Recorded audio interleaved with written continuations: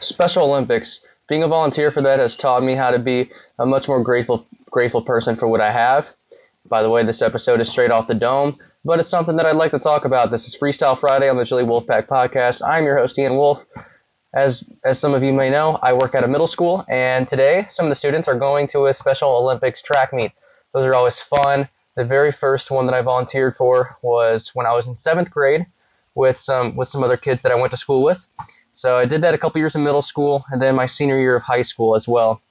And that was always a good time. Now I definitely look at it differently now that I'm not a student going to school, and I'm actually working in the school, and I'm around that department every single day.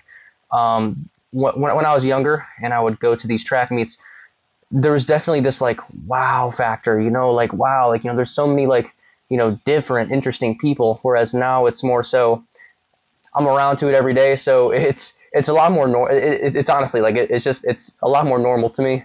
There's not as much that really catches you off guard, so to speak, if you're consistently around that. But so yeah, I mean,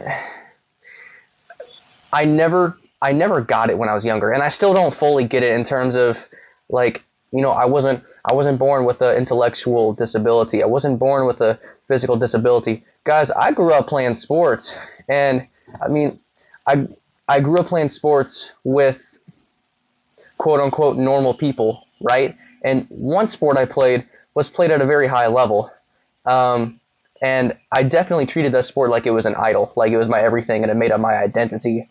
I took it very seriously, and there were some toxic ways that I interacted with that sport with.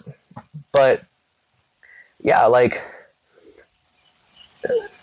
some of the people who are involved in Special Olympics, who compete, they're just some of the most positive, optimistic people you'll meet, and it's like, goodness gracious. I mean, I sometimes when I reflect on myself, it makes me feel spoiled rotten. It makes me feel spoiled rotten and so ungrateful, and almost kind of like I'm ashamed of myself in a sense, because I was born with so many blessings, some struggles I'll never have to experience, and I just take it for granted. That's the point I'm getting at here.